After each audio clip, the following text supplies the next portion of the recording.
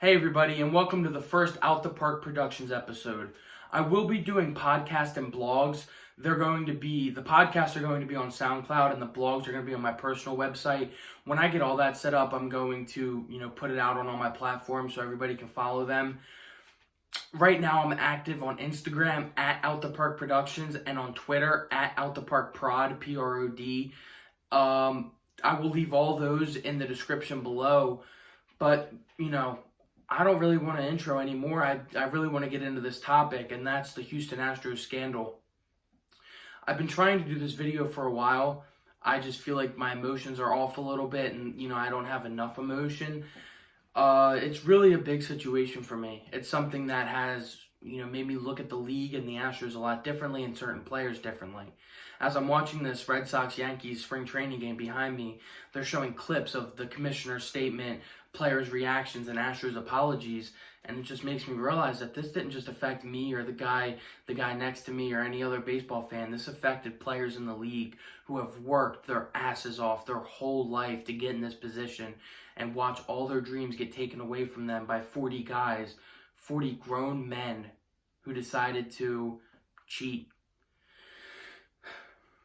Times are changing. We are in a generation now where technology is unavoidable.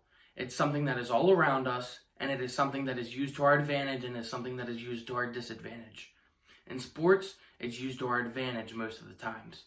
In the NFL, you have iPads and headsets. One of the best things that could ever happen to the NFL. The game is played smoother, it's much easier, and you don't have to invest as much time into, running to the sideline, getting this play, huddling up for as long. It's just, the quarterback gets it in his headset, tells the team they're done. Captain of the defense gets it in his headset, tells the team he's done. In baseball, it's nice to, how baseball is. It's America's pastime, it's a classic game, and it's still basically played as it was in the 20s and 30s. The problem is like I said, technology is unavoidable. To make the game of baseball easier, you need technology. A pitcher and a catcher need headsets. It just has to happen. If the coach is sitting in the dugout and says, hey, Kershaw, throw a fastball here and then curveball if this happens. The catcher hears it too, so the catcher knows what to get ready for. It's just so much easier. And guess what happens when it goes directly into the player's ear? Guys from the opposing team in the dugout aren't looking at the signs. They can't see signs because there are no signs. Everything is top secret. Everything is hidden.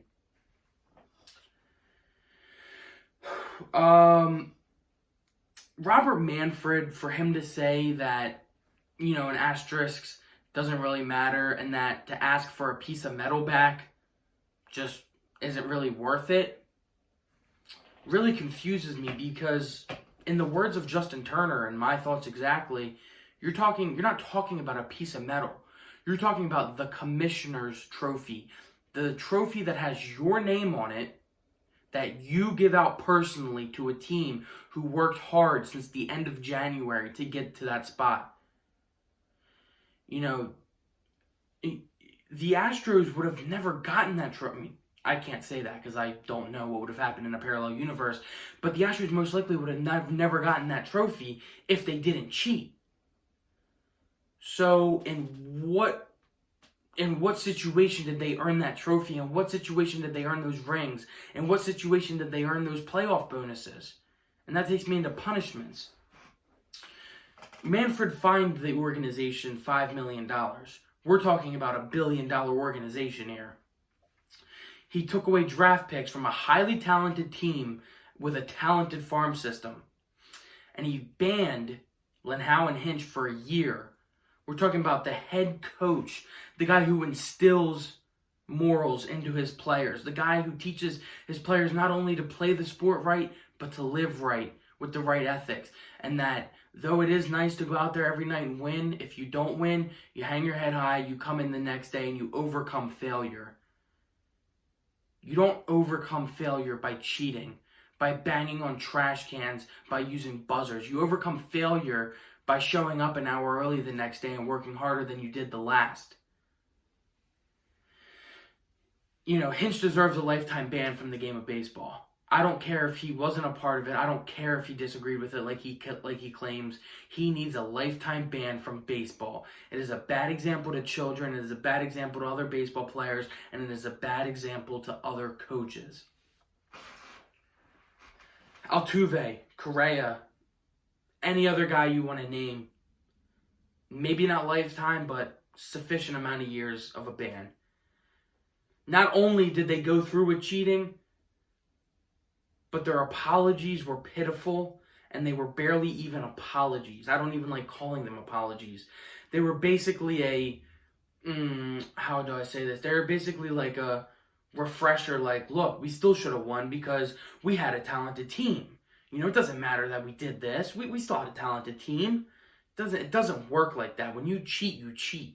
That's why guys like Barry Bonds should never be in the Hall of Fame. That's why guys like Mark McGwire and Sammy Sosa, as fun as they might have been to watch, and as much as I like Mark McGwire, should not be in the Hall of Fame. Ortiz, A-Rod, no Hall of Fame, because they altered the way they play. When you alter the way you play to gain an advantage over your opponent, that is considered cheating. Cheating is illegal in professional sports. And that's you can't even argue that. You can't argue that at all. Excuse me. So when you get into the Astros situation, it brings up another guy, Pete Rose. Well, for me it does at least. A guy I loved watching, a guy who played with a lot of emotion. A guy who played the game with pride and played the game the right way. Never cheated, but bet on his own team.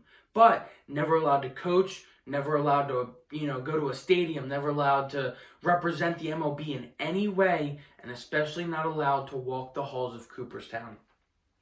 Now tell me how that makes sense.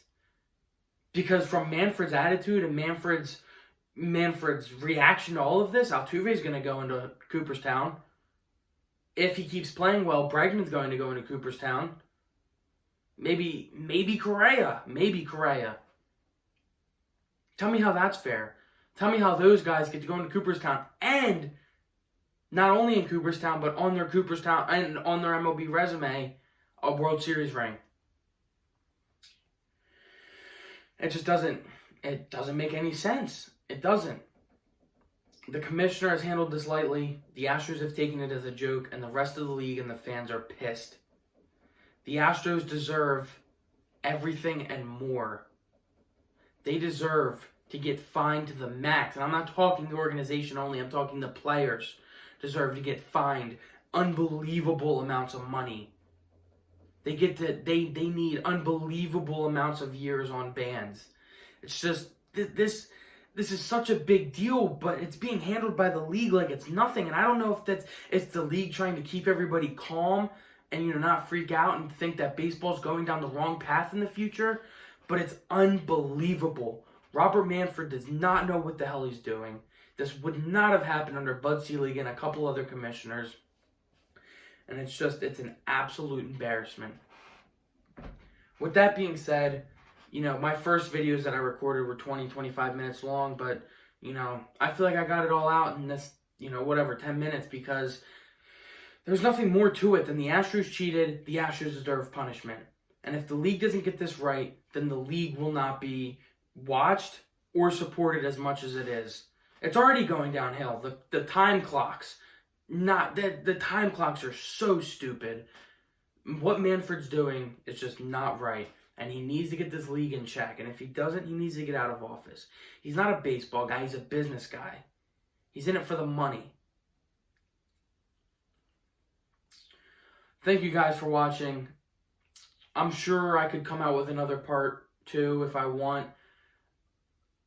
There's probably going to be more coming out, especially with the Red Sox investigation going on this month. It's just unbelievable what the game's coming to. And I can blame 2 things.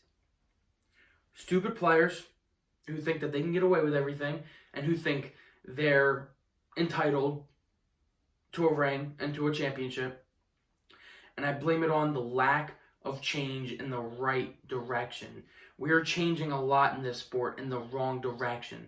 If we go through technological changes and we perfect them and we run practice tests in spring training games, like this year would have been a great chance, maybe the game would be in a better spot. Like I said, maybe signs wouldn't be able to get stolen. Maybe the game would be smoother. But no, it hasn't been thought of and it hasn't been put in place for whatever reason. And with that, the league's going to suffer until it is. And it's never going to be under Manfred. And if it is, then, let me know. Tell me I was wrong. But I can't see Manfred being in office much longer. Nobody except for the 40 guys on that Astros team like him. He's vouching for this Astros team. It's like he's encouraging them. He's encouraging the rest of the league. Like, go ahead and cheat. It's not a big deal. It's absolutely ridiculous. But with that being said, thanks for watching. I'm going to be coming out with an NBA playoff video next, and then I want to get into another MLB video talking about the entire league and where the league stands coming for opening day, March 26th. It's very exciting. Baseball season is coming up, and I do look forward to the season. I really do. But I'm just, you're going to be looking at it differently. It's just, things are different and not for the good. So thank you for watching, and I will get with you guys soon.